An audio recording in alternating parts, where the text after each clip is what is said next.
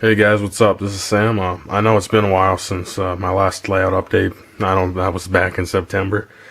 But basically, over this whole time, I finished up football season, 8-1 conference champs. Yeah, and then I also got meningitis, so that put me down for a couple of weeks.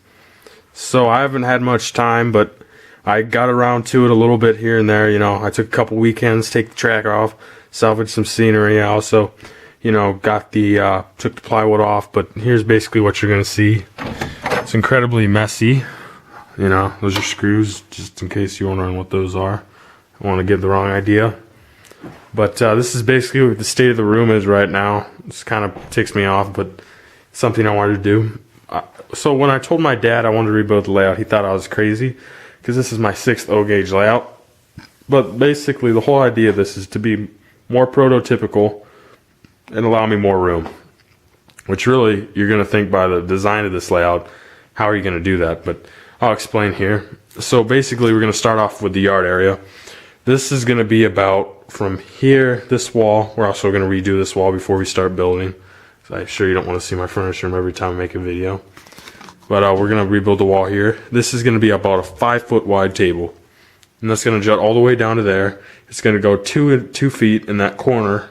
And that's going to go 2 feet all the way across there. This can go 2 feet, and it's going to jet out to a 4-foot wide table for my city. It's going to go for 8 feet, then it's going to jet back into a 2-foot table. It's going to do 2, then it's going to go 2 foot all the way around here. It's going to 90 back onto this table. So it's going to be pretty big loops, but like I said, more realistic. Will also give me more room in the middle. Some of the things that are going to change on this layout, the curves will be probably 060. I know you're probably asking yourself, well, how is he going to fit 060 curves on a 2-foot wide table? Well, we're ordering curves right now to tell us. We're also ordering some switches to give us a general idea so we can design the table around the track. Like last time we built the table and then said, hell, we'll figure out the track plan when we built the table. Well, obviously, if you'd seen my last layout, there's still pictures of it. Didn't look too good. I mean, it was a beginner's layout. That was the first layout I started, trying out scenery. Hopefully this one I can perfect it. And maybe I hope to have someday, a true model of the Pennsylvania Railroad. That's my dream, but basically I'm just using these layouts as test dummies, if you will. Some other things, it's going to have 3 lines, which that seems also, how's it going to do that? Well, you think about it, 2 feet isn't, it's like probably about right here. I gotta measure this all out, put tape down. This is a complete mess right now. But one line is gonna be elevated. We're pretty excited about that. The upper line is gonna be a passenger line. Lower lines will be freight.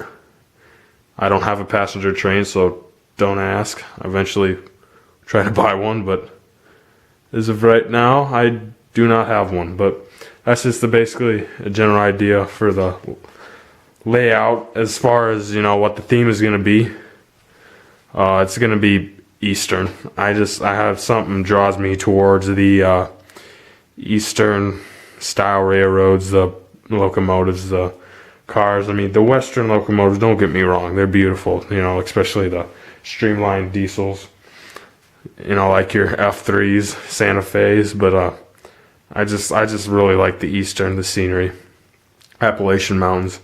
Me and my dad talked, we're going to call this layout, we're actually going to name this one. It's going to be the New England and Western. It will not have graphics, New England and Western. We'll try to get a couple signs on maybe a station, but it's just going to be, basically you're going to see all kinds of road names. Pennsylvania, some Milwaukee Road, Reading, and you'll see also some smaller ones like Erie, and hopefully one of my favorite lines is New York Central, and it's kind of funny I don't have any New York Central equipment, but hopefully you'll see some New York Central trains in there too.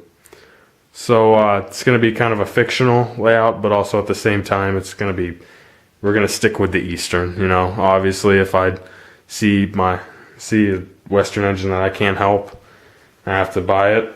We'll bite the bullet and we'll make some changes. But that's just pretty much it for the design aspect and what's been going on for the very few people who follow me. Hopefully I'll get more over time as this thing gets off the ground.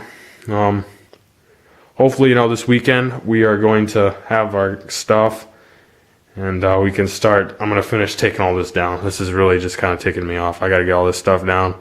I don't know where to store all my boxes. I didn't realize I had this much stuff until I actually started tearing down the layout. Also, this summer I bought some 5 Chicago, Burlington, Quincy 2-bay coal hoppers. I'm excited. I haven't even opened those yet. They're just sitting there. I also got some 2 trucks. I'm not going to tell you where I got those coal hoppers because it's a steal and I got them for dirt cheap. They're die cast and scale. So, yeah, I bet some of you guys who search the internet like I do, you probably know where they're from, but I got them for dirt cheap, and hopefully, I might go back there and buy some more just because I want to increase my scale rolling stock. So basically that's it, and thanks for watching, and hopefully, I'll have more news. You can be expecting probably another layout update this Saturday if everything's cleaned up, and I'm going to start laying down masking tape to actually show you where the layout's going to be, so that's something to look forward to, I guess, if you look forward to layout video updates. And but thanks for watching. Bye.